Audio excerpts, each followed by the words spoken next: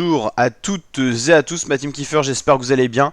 Aujourd'hui pour cette nouvelle vidéo, on se retrouve pour le résumé complet de la troisième étape du Tour de Suisse 2023.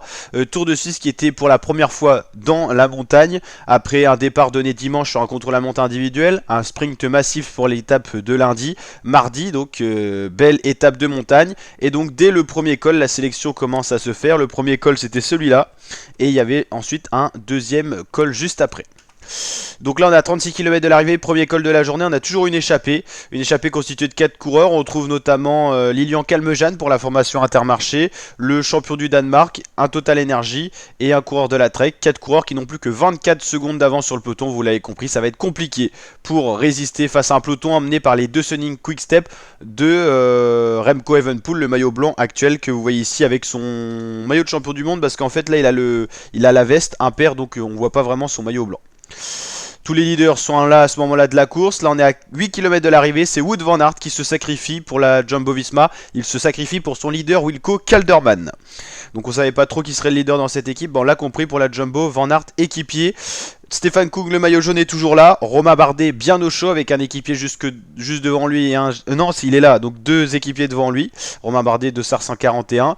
Voilà, on a du monde du côté de la AG2R la mondiale. Là, on a un coureur de Sunning Quick-Step comme Remco Evenepoel.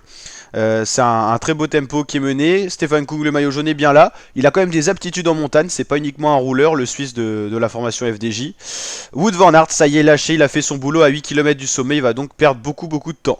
On l'a compris, c'est pas le leader dans son équipe. Alexei Lutsenko, première surprise, premier lâché parmi les outsiders. C'était pas un des gros favoris. C'est un coureur qu'on sait qui peut bien grimper, faire un top 10 sur un grand tour. Mais Lutsenko lâché. Première désillusion et surprise de la journée sur ce Tour de Suisse. C'est au tour de Sergio Higuita, le Colombien de la Borans-Grohe, de craquer. Très bon grimpeur normalement. Il n'est pas à la hauteur pour l'instant sur ce Tour de Suisse. Là, ça accélère. La Quick-Step toujours sur le tempo des équipiers de Remco Evenepoel. Ça roule fort. Romain Bardet bien là. Pas tout devant. Il est dans le milieu du groupe des outsiders qui n'a plus que 30 coureurs à peu près. Et le maillot jaune, Stéphane Kung, recule petit à petit avec les accélérations successives du Volkspack. Et là, c'est bientôt fini pour James Knox qui emmène Remco Evenepoel. Ça craque encore pour d'autres coureurs. Et ça y est, attaque de Remco Evenepoel à 6 km du sommet. Il est en jambes. Le coureur qui avait dû abandonner sur le Giro alors qu'il était maillot rose pour cause de Covid s'était reposé un peu. Et ça y est, il est relancé à l'attaque. Skelmose pour la Trek qui est en train de revenir facilement. C'est fini pour Stéphane Kung, le maillot jaune, qui va perdre ce maillot à l'issue de cette étape. On l'a bien compris, à 6 km du sommet, il lâche les principaux favoris. Et on a 3 coureurs qui s'isolent à l'avant et ça explose un peu de partout dans le groupe des favoris. Remco Evenepoel qui est lancé avec Félix Gall et Skelmose. Donc dans l'ordre, c'est Remco, le de Sunning Quick-Step. Le Trek, c'est Matthias Skelmose, le danois. Et l'Autrichien de la G2R la mondiale, l'équipe de Vincent Lavenu. Juste derrière, donc ils sont 3 qui se détachent de ces groupes-là. Là, c'est un groupe qui a un peu explosé aussi avec Maximilian Charman qui a explosé parmi les coureurs notables de ce petit groupe. Et là, on a le groupe des favoris avec Romain Bardet qui est là, Yon Izagirre, Rigoberto Urán, Tejada qui est meilleur que Lutsenko pour la Astana, Wilco Kelderman. Voilà, on a du beau monde quand même. Et toujours ces 3 coureurs qui sont sur une route avec mauvais rendement. Vous avez vu le bitume, hein, c'est assez incroyable. Peleu Bilbao qui fait le forcing pour revenir sur le trio de tête. Hein, il est en train de revenir. Rigoberto Urán qui prend son rythme également. Et c'est Bilbao qui fait le plus gros du travail pour revenir sur ce trio-là. Vous l'avez compris, Evenepoel, Skelmose, Félix Gall. Donc il n'y a qu'une quinzaine de secondes d'écart. Et là c'est Ayuso qui va mieux et qui va prendre le relais de Bilbao pour essayer de revenir sur ce trio là. Romain Bardet a un peu explosé, il est dans un second groupe. Là c'est les poursuivants. Ayuso, Urán, Bilbao, Kelderman, Tejada, le Bora, je ne saurais pas dire qui c'est. Et le trio de tête toujours. Et dans le trio de tête il y a Félix Gall qui va attaquer. Il va voir que Remco Evenepoel n'est pas si bien que ça. Félix Gall va s'isoler. Et Skelmose va tenter son tour aussi. Parce que Remco n'est pas si surpuissant que ça. Et donc c'est parti pour Félix Gall. En chasse on a Matthias Skelmose. Donc voilà le premier homme de tête. Et on va dire le petit peloton des leaders derrière les deux coureurs Bilbao, Oostdebrock, Urán, Kelderman, Evenepoel et Ayuso. Donc voilà, Oostdebrock c'était le coureur, donc on ne savait pas qui c'était, c'était le Borans-Grohe.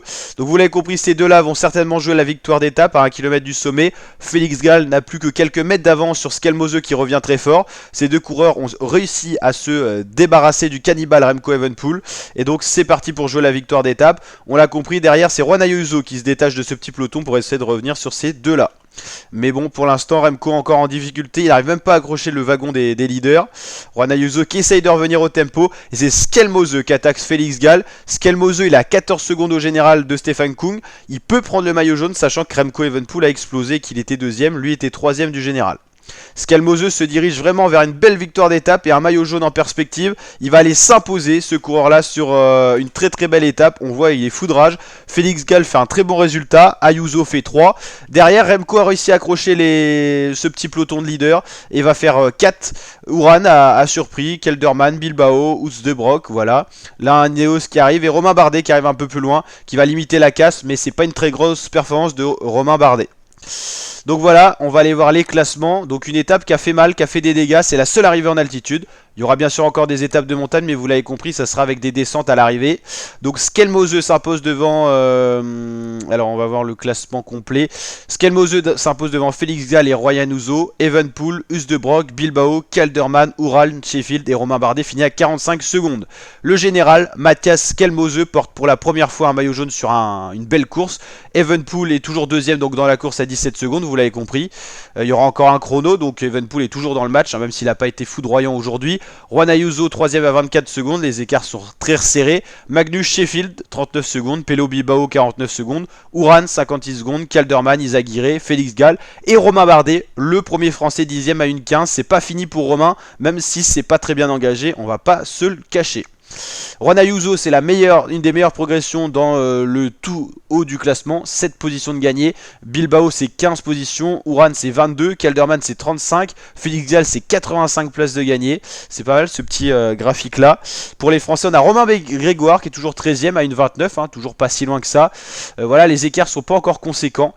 Parmi les coureurs qui ont déçu aujourd'hui, on a bien sûr, on va parler de Lutsenko, hein, qui est à 39ème à 4 minutes 57. C'est vraiment une désillusion. Fulslang, on n'en a pas parlé, mais il a été lâché également assez rapidement. Sergio Higuita, Wout van Aert, j'aurais pensé un petit peu au-dessus en montagne. Il avait monté de belles choses sur le Tour de France.